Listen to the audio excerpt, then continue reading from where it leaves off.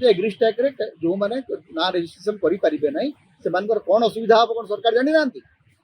भाग चाषी मानकर अवस्था कोन हबो जो मानकर बालिका हस्तांतरित होई नै से मानकर अवस्था कोन हबो सरकार जानि सब सब जानि करी केवल टंका किछि बंचेबा को एतको नाटक बजिते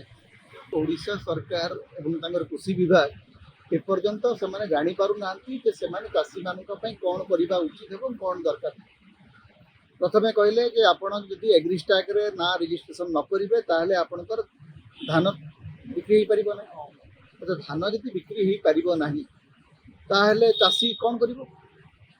चाषी को आपण कहले जे एग्री स्टैक रे तमे रजिस्ट्रेशन करो एग्री स्टैक रे कार रजिस्ट्रेशन हबो नै जा ना रे जमी अछि कारण एग्री स्टैक होची बेसिकली जमी रो डाटाबेस जहाँ ना रे अछि सी एप्लाई करि परिबो ओडिशार पाखापाखि 70-80 भाग लोक अछंती जमी से मानक नारे अनेक क्षेत्र तो भाग जासी आउ किछि अछंती जो मानकर जमी रो मालिकाना हस्तांतरित हेइ न जे धरंतु जणे केही जे बापा नारे अछि कि बापाଙ୍କ नारे अछि मालिकाना हस्तांतरित हेइ न मालिकाना जदि हस्तांतरित हेइ नै ताले से चासी किनु जेतबेले सब समस्या जणा पड़ला तापर जे गतकाली सरकार कहले मैं एग्री स्टैक रे न करथिले भी रजिस्ट्रेशन करी हम किंतु एभलिया समस्या चाषी मानक ऊपर बारंबार दाऊ साधुचंदी कहीं एवं आउ गोटे समस्या मध्य अच्छी जे आपण गोटे डिजिटल एनफोर्समेंट आपण कहते जो चाषी पाखे धरतु स्मार्टफोन से कौन कर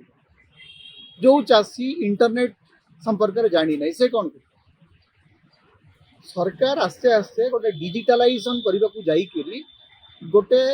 इनक्लूसिव लक्ष्य जो गोटे गवर्नेंस ता विरुद्ध रे काम करते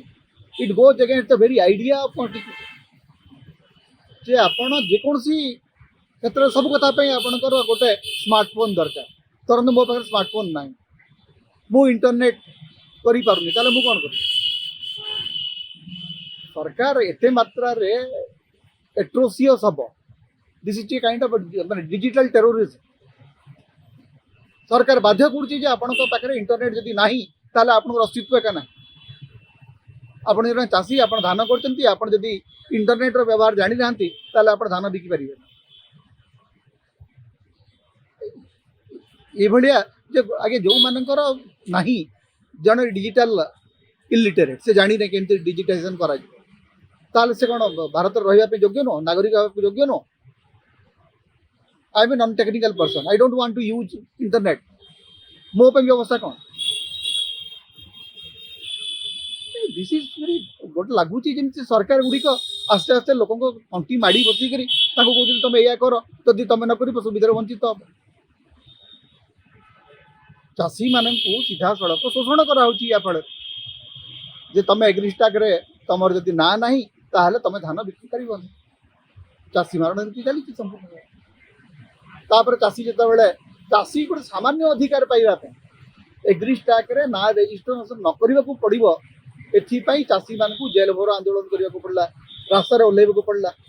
सामान्यतम संवेदनशीलता गोटे सरकार ना सामान्यतम संवेदनशीलता एगुड़ी हूँ छोट छोट कथा एग्री स्टैक रे जो माने ना रजिस्ट्रेशन करि परिबे नै से मानकर कोन असुविधा हो कोन सरकार जानि नांती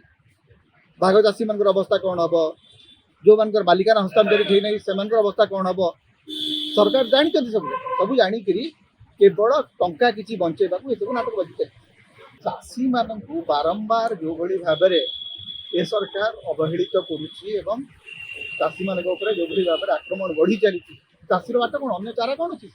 गत थर अधा चाषी तकर धान बिक्री करि पारले धान अमल हला बेलकु जो भली भाबरे